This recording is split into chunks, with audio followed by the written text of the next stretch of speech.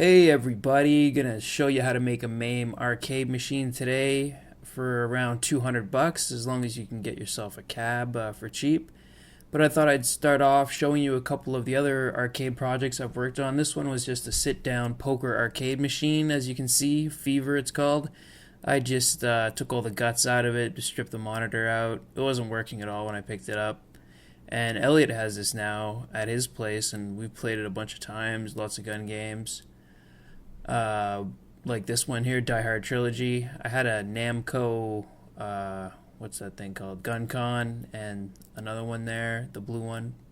You can play pretty much any gun game for the PlayStation on that. And here you can see another picture. It's just a little PlayStation 1 sitting in there and a regular TV. So for just a couple bucks, you can make something cool out of something you found on the road. And what do we got next? This is my Rush 2049 arcade sit-down racer I used to have. I had to sell it to get money for rent, but it was pretty sweet. As you can see, I just put an old TV in there. It was broken when I got it. It wasn't working at all. So I put a TV in there, a flat tube CRT TV, and an Xbox 360 racing wheel.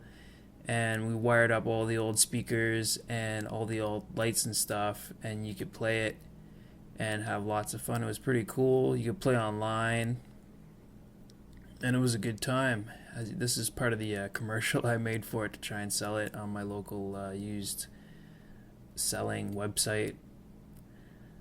There's guys having fun there, playing some flat out, looks like. Made all the lights light up, rigged it all up. That's what it looked like before. Horrible rusty piece, but we'll show you how to make a MAME arcade unit right now. Oh, we're here with Meowmers and Bobcat, and we're looking at this arcade machine I picked up. I think I got two of these for 75 bucks. We threw the other one out because it was all even worse shape than this one. But Victory Road, Akari Warriors, and of course it doesn't work when you pay that kind of money. So I got some parts in the mail here that I'll show you in a bit. But let's just take a look around the back. Just rough shape. I think it's been outside for a while or something. So here's this monitor. I've been yelling at Meowmers because she keeps jumping in there. Because we're going to make sure there's no charge left in it. I'm pretty sure there's no charge. If anybody plugged this in recently, they're crazy because it's rusty as crazy. Rusty as all hell. So this is the JAMA harness. That's where your game board would have been. Nothing in there. So what we're going to do is we're just going to rip all this out and then get ready to put our stuff in. 20 minutes later, this is what we've done. We got the control board off here. Plexiglass is out. Here's the old busted video unit. And that's took a couple pieces of wood out there.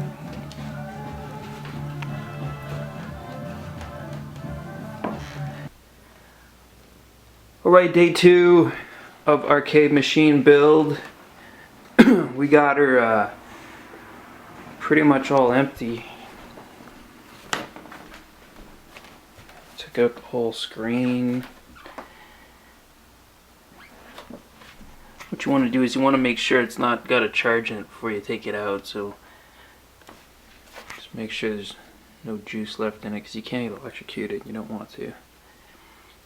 But what we're going to do is, now that it's all empty, we're just going to put in a shelf right here to hold our computer monitor. We're going to put some lights in there.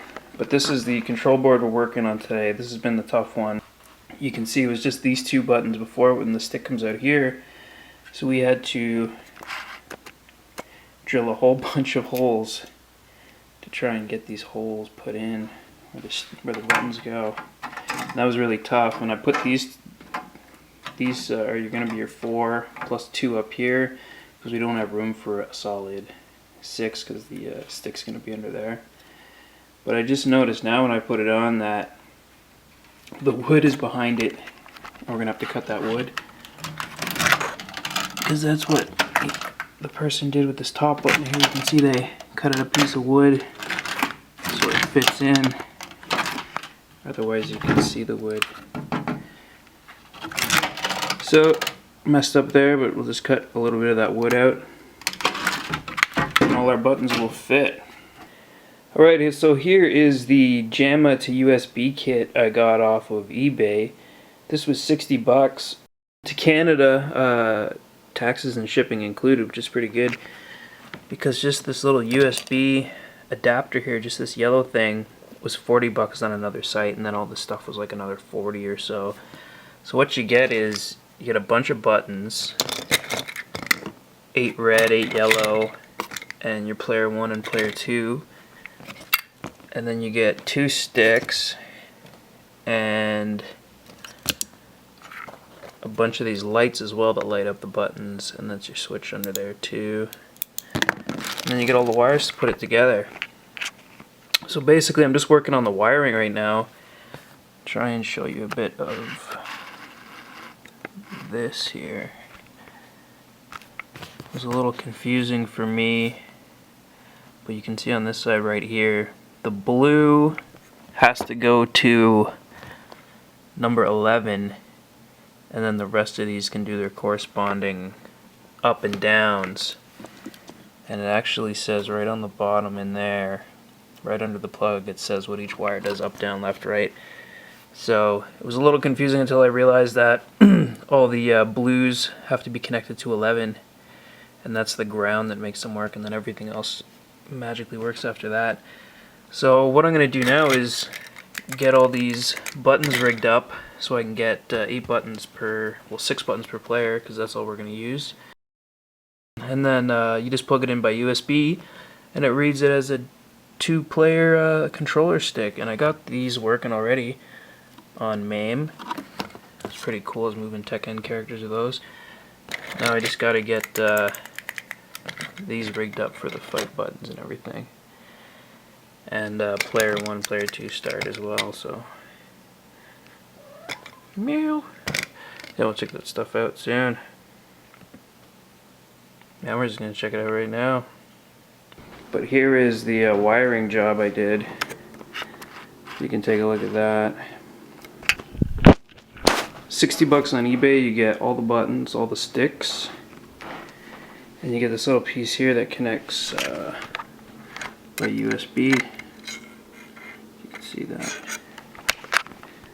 I just wired them all up to the buttons. I had a little bit of a step-by-step before, but I lost that, so that's where it is now.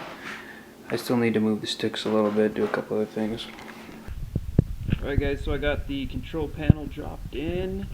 Fixed the sticks all up. Let's see if I can show you this here. I got them in so good they move. Nice and pretty center in there.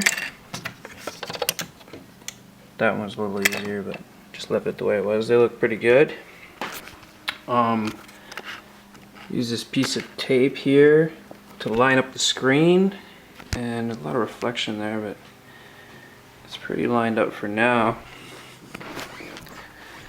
I just stacked a bunch of stuff up. There's like a laundry bin, a poker set, and then this little cabinet. And I just stacked all that stuff up so we could just sit the screen on there, and I just use little tiny L brackets in there. You don't need to be a carpenter to do these. I cheat and I grab the L brackets, and they work really good. So I'm gonna measure the screen, make sure it's okay in case I don't have to slide it left or right.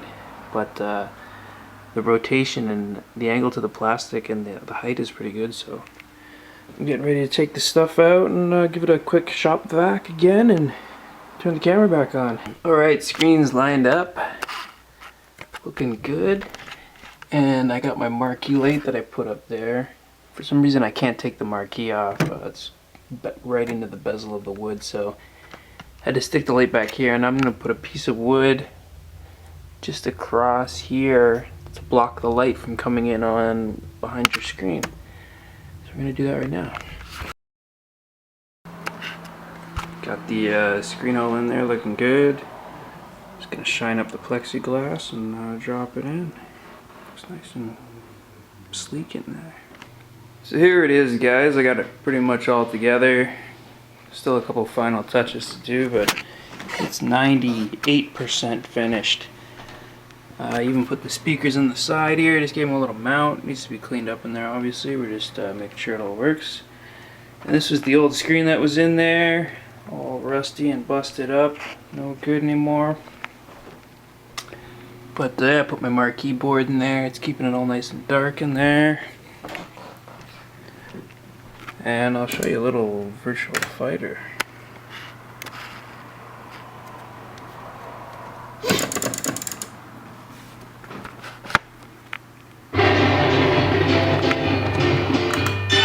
That's my coins button.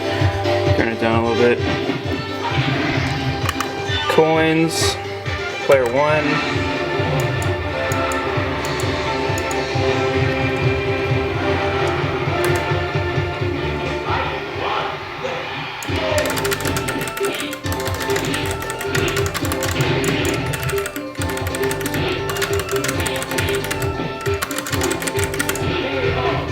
So it works really good. So here's another shot of it all together. Looking good. Some virtual fighter on there. I spent less than $100 bucks, but it cost you guys maybe 150, 200. 30 bucks for the cabinet, 60 for all the buttons and the little USB adapter. Then you just gotta find an old screen and a computer and an old pair of speakers, which I just had laying around, so came out pretty good.